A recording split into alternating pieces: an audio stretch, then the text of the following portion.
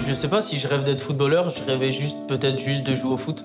D'être footballeur, je pense que ça vient avec le temps aussi et avec la façon de voir la vie en se disant que c'est un métier. Mais avant ça, je rêvais juste de jouer au foot. Je pensais que les premières fois où je suis sorti toucher un ballon, c'était pour ça.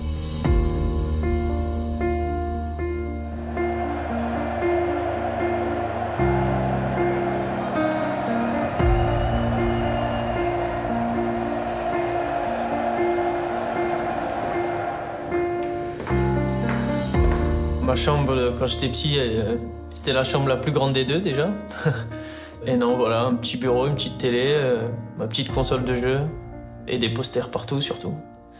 Et je pense que c'est ça qui a fait que mes parents ont dû retapisser pas mal de fois la chambre parce qu'il y avait des trous partout tout le temps.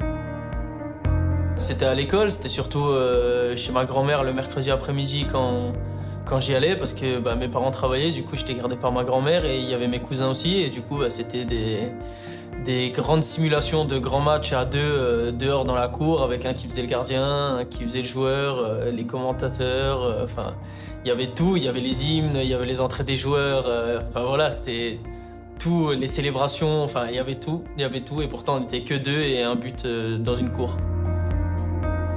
Tout ce qui traînait et qui était possible d'être cassé était souvent cassé.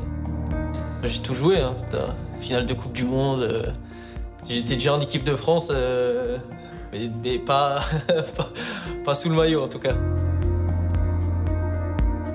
Comme je suis allé en centre de formation, ça s'est fait très facilement, je dirais, et que voilà, avec les allers-retours tout le temps, les entraînements 2-3 fois par semaine, on s'habitue vite. Et ce qui était avant un entraînement juste chez ma grand-mère une fois par semaine est devenu 2, 3, 4 fois par semaine et à faire avec des matchs le week-end. Donc c'était une belle continuité. C'est le centre de formation qui m'a vraiment permis de comprendre que ce rêve pouvait être réalité. Après, qu'il allait l'être, ça, personne ne le savait ou en tout cas moi je ne le savais pas. Mais oui, ça permettait de justement mettre une situation sur des rêves. Ouais. Ça devient un peu machinal à un moment donné. Et voilà, où on doit sauter les étapes les unes après les autres. Mais j'ai l'impression qu'on ne pense plus à l'objectif premier. On se dit à chaque fois, bon, demain il faut que je sois bon, après-demain il faut que je sois bon. Demain je vais à l'école, ensuite il faut que je retourne à l'entraînement. Et à un moment donné, on voit que le temps passe. Et on a peut-être malgré tout oublié cet objectif ou ce rêve en tout cas qu'on avait en tête. Après j'ai eu la chance de ne pas être à l'internat et je pense que si ça m'était arrivé, peut-être que j'aurais évolué autrement aussi. Là j'ai eu la chance, en tout cas même si les trajets étaient longs, de rentrer chez moi tous les soirs, donc de me livrer à mes parents tous les soirs, de pouvoir discuter un peu, de dire que voilà je suis un peu stressé ou ça va pas, mais de pouvoir le sortir. Moi j'étais toujours un angoissé de base. Donc ma mère a toujours été là pour n'importe quelle situation et elle le sentait de toute façon quand ça allait ou ça allait pas. Mes parents m'ont tout apporté. Je pense que ce qu'ils m'ont apporté de mieux, c'est mon éducation. Je pourrais pas être la personne que je suis ici si j'avais pas été éduqué de cette façon. C'est surtout ça, moi, où je me reflète dans le comportement de mes parents et c'est là où je suis le plus fier. Les coups de fil de « Ah, pas, t'es en retard, je suis encore sur le parking ». Forcément, puisqu'ils travaillaient, mais non, il y avait des bons comme des mauvais aussi. Quand je faisais un mauvais match et qu'il n'était pas content, on se parlait pas pendant une demi-heure dans la voiture. Il y a eu des hauts et des bas comme partout, mais il a toujours été là pour moi, en fait. On rêve d'être pro. Après, si ça avait été en national, en Ligue 2, en Ligue 1, l'objectif du footballeur pro, du rêve footballeur, il passe par le contrat pro. Et en fait, on matérialise le rêve par un bout de papier et une signature. Mais forcément, l'objectif, il est d'être pro. Après, peu importe le niveau, parce qu'on se dit, au moins, on est pro. Et on a la chance de faire partie de ce monde-là. Et après, on verra comment on arrive à aborder certains niveaux. Il y a peut-être que j'aurai pas le niveau pour ce niveau-là, peut-être que si. Enfin voilà, il faut prendre étape par étape. Mais ça a vraiment été pas évident. Parce que j'ai eu des moments où je voulais arrêter le foot. J'ai eu des moments où je me disais, bon, J'ai envie de faire du foot, mais plus comme avant, que je prenais plus de plaisir. J'avais plus envie d'y retourner. C'était vraiment devenu une contrainte. Et il y en a d'autres où je me levais 2 heures plus tôt pour aller à l'entraînement parce que j'étais tellement content d'y aller. Enfin, il y a eu des énormes hauts, mais il y a eu des énormes bas aussi. Et ouais, je suis content d'être là parce que c'est ce dont j'ai toujours rêvé, mais je sais ce que j'ai dû affronter aussi parfois, contre moi-même aussi, pour en arriver là. Donc c'est beau, mais il n'y a pas eu que du beau. Il y a eu, je pense, un début de dépression à certains moments. Il y a eu des sombres nuits. Voilà, à un moment donné, j'ai essayé de trouver mon réconfort intérieur dans l'extérieur. Mais ça soigne pas. On essaye, mais ça soigne pas. Et à un moment donné, il faut se recentrer. Et la phase de prise de conscience, elle est super importante. Et j'ai été content de m'en rendre compte au bon moment. Parce que j'aurais pu aussi tourner autrement.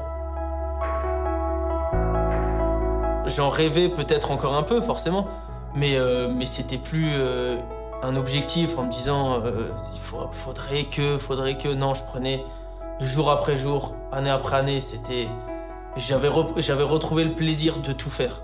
Et à partir de ce moment-là, je prenais chaque jour comme un nouveau jour et je me disais waouh, c'est incroyable, je vis ma meilleure vie et mes meilleurs moments. Et après, je disais on verra dans 6 mois, on verra dans 1 an, on verra où je serai. On verra si je dois partir, rester, où est-ce que je vais aller, est-ce que je vais être bon, est-ce que je vais pas être bon. Je suis pas trop du genre rancunier ou de me dire ah bah vous m'avez pas gardé, du coup regardez ce que vous ratez. Je pense que si j'ai eu des échecs, c'est parce que je les ai mérités aussi et que peut-être que j'étais pas prêt à certains moments et que du coup je pense que tout a bien été calculé, en tout cas pour ma vie à moi, pour que je saute pas d'étapes qui étaient, je pense, super importante pour ma personne à moi. Et au final, je trouve que ça a été beaucoup d'échecs, mais des échecs qui m'ont permis de me retrouver moi. Et de prendre confiance aussi, moi qui n'avais jamais confiance en moi. Ouais, c'est pas revanchard, mais je suis fier d'avoir eu des échecs et de quand même être ici. Il faut que je reste comme je suis, c'est-à-dire un enfant qui vit son rêve. Mais après, je suis pas là pour être spectateur non plus et je suis pas là pour juste regarder les autres faire. Donc voilà, il faut que je vive mon quotidien, je pense, comme un rêve éveillé. Mais il faut que sur le terrain, je sois très conscient que c'est pas un rêve et qu'il va falloir tout faire pour prouver que c'est ma place.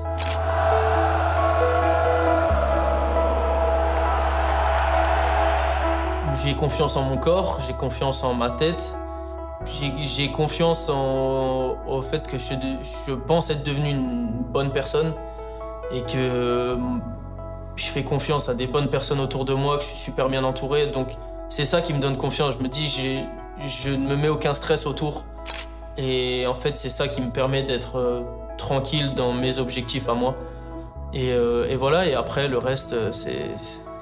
Je pourrais pas dire que j'ai confiance à 100% en moi, parce que il y a peut-être une petite barrière encore au fond de moi, mais que voilà, je vais travailler parce que je trouve que c'est important aussi. Si je suis là, c'est que je mérite d'être là, mais j'avais encore un peu de mal à me l'imprégner.